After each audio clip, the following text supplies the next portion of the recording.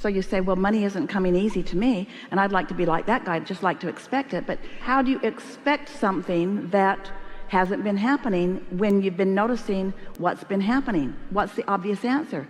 You have to notice a little less what's been happening. You have to stop taking score of what is. You have to find some way to put what is where it belongs.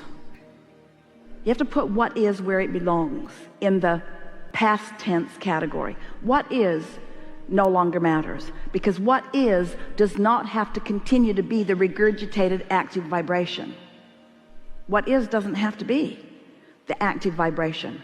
What's wanted can be the active vibration.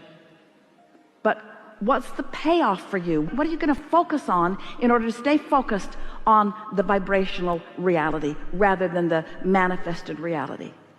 How do you get yourself to focus forward instead of backwards? How do you stop looking at what is when what is so compelling? Something else has to be equally compelling. Let's play with this just for a moment. Do you enjoy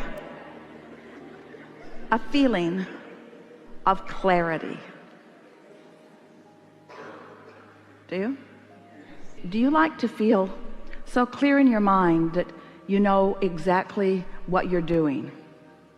You know, when you click into that, you know those moments in time when clarity is just so strong that it feels to you like you just can't get it wrong, at least not right now. Things are just really clicking for you. Is that something worth focusing on? And is it a condition or is it an unconditioned? We know these words sound awkward to you, but we're wanting to somehow cajole you into not facing reality anymore. Your reality is the platform that you bounce off of. But if you let it be what you are giving your undivided attention to, your reality will hold you apart from your motion forward. So you have to find a way to put reality where it belongs, which is past tense. It's old news.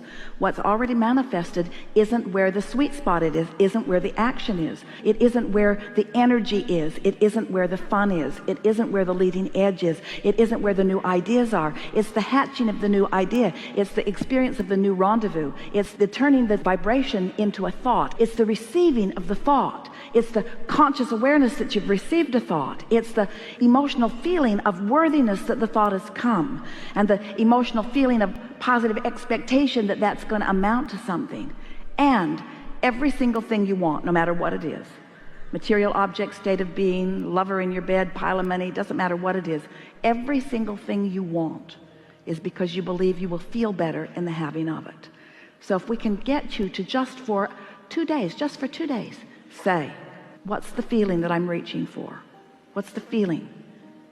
So as you offer that vibration, and we began using the word spew because we wanted you to feel the spewing of it, the offering of it outward, because we wanted you to get the sense of the way it moves out beyond you and affects everything that you walk into for a while.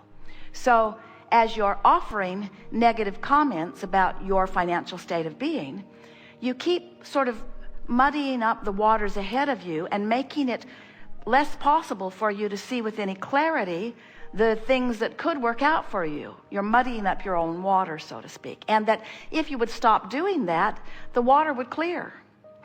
And then the other night, Esther was eager to watch that big cap tighten down on the gushing oil in the Gulf. And as she sat there and saw for the first time in a very long time that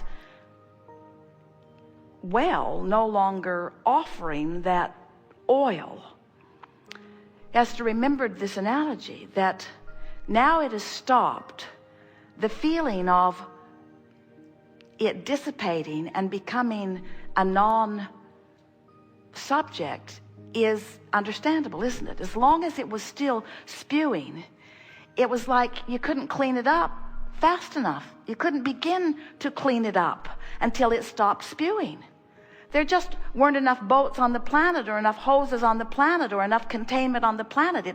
It was just messing the water up faster than anyone could clean it up. And that's what you sometimes do with your negative comments, with your negative beliefs. As they keep coming, you just keep messing up the water. And if you would stop the commentary, it is our promise to you that the natural resources that surround you would clear it. And in that clarity, you will return to who you really are. It's one of the best real-time analogies that has come along for a while, because you can feel that in your own experience. Have you ever had a relationship and you just keep it stirred up? In other words, every time you think of it, you just get mad all over again. And almost as soon as you think of it, you start talking about it, and then you start remembering, and then other things like it start showing up in your experience, and you think, will I ever be rid of this? Is that negative experience going to follow me? Is it going to dog me all the days of my life? And we say, not as soon as you stop talking about it. Not as soon as you stop thinking about it. If you think about, have you ever had, some have, some haven't, men and women both, mostly men, but it happens, a fist fight with someone? Well, they deserved it. We all know they deserved it. But you came to that point where you were actually came to physical blows. But there was a point before you threw that punch that if you had held back from it, it would have been better. It would have been better before your nose was broken, wouldn't it? It would have been better before they put you in jail, wouldn't it? In other words, wouldn't have holding back been better, even though it didn't seem like it in the moment? Thinking back on it, wouldn't have holding back have been better? Have you ever had an argument with someone where you were so right and they thought they were so right, and you were determined to make them understand your rightness, and they were determined to make you understand their rightness, and so you just argued and argued and argued and argued until there was hardly any life left in either one of you? And they didn't understand you, did they? Wouldn't it have been better if you had just held back before you crossed that sensitive line? And so in the same way of holding back from the punches and holding back from the argument, we want you to consider the true power in even stopping earlier in this spewing process, in the setting the tone of what's out there process. We want you to think in terms of what you are vibrationally setting yourself up to be the point of attraction of, because what's active in your vibration is your point of attraction. One day a woman argued with us about that. She said, Abraham, I was driving down a very busy freeway, and just to prove her point to us about how positive she was and how screwy law of attraction was, she said, and I was listening to one of your recordings at the time. Doesn't get any more positive than that. I was listening to your recording, and I was pulled over by a police officer and given a ticket. And we said, what was a ticket for? And she said, not wearing a seatbelt. And we said, what do you think about that? And she said, I think it's absurd. I don't think I should have to wear my seatbelt. I think I was born into the land of the free and the home of the brave, and I think I should be able to be brave enough and free enough to drive around without my seatbelt on. I don't think it's anybody else's business whether I wear a seatbelt or not. I don't know what he thought he was doing, pulling me over. I wasn't causing anyone. She got quite animated quite fast. And it became quite evident that even though she was listening to one of our recordings, she had something unresolved percolating there in her vibrational pattern.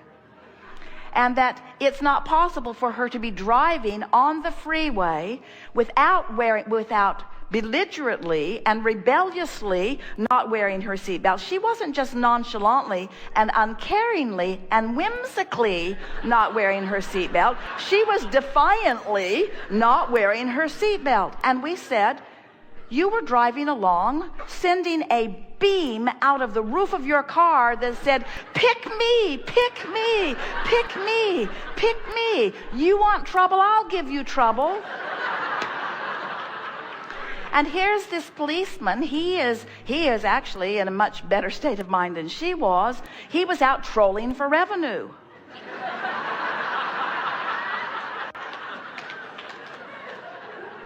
And they were a perfect vibrational match for one another. Law of attraction brought them together in the precise way that law of attraction always does. It was perfect co-creation. Co-creation at its very best, really. So what we want to say to you, you hear it. We want you to gather from all of that you are offering signals all the time, and sometimes your signal matches with unwanted things, and sometimes your signal matches with wanted things. And when the signal that you're offering really resonates with the wholeness of who you are, you feel wonderful. But even more important, well, there is nothing more important than feeling wonderful, but even more evident is manifestations have to match that signal of alignment. They just have to. You can't get something unwanted when you are tuned in, tapped in, turned on with who you are. You just can't. Now, she wanted us to believe that. I was listening to a good feeling recording. We said, that's like putting a happy face sticker on your empty gas gauge just because it bothers you to see the tank empty. Now you've got a happy face sticker on it. It's not so troublesome, but it won't keep you from running out of gas. And the same thing is true of your vibrational patterns. In other words, we want you to become more aware of what you're offering vibrationally.